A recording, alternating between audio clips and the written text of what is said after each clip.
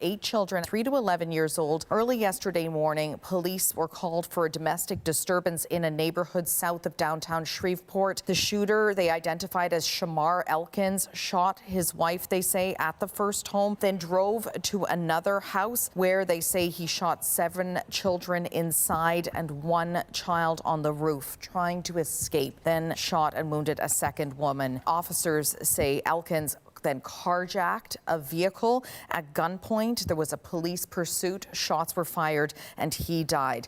Now, the 2 women he shot, one of them was listed in life-threatening condition at last check. We're hoping to get an update on that today. The other in serious condition, but is expected to recover. Relatives told the Associated Press the 2 women were the mothers of the man's children. There was another woman, and we did hear the pastor there refer to her, and a 13-year-old who jumped off the roof and escaped. They were both injured but are expected to recover.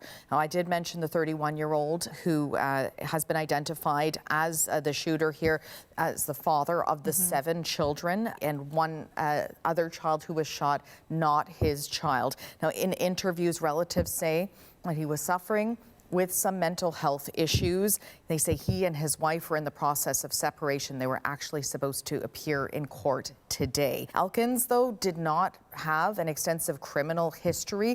Back in 2019, there was a firearms case. He was put on probation for that, but police have said that they were not aware of any other domestic violence issues. So the big question today, when we do hear from police, is going to be about the motive here.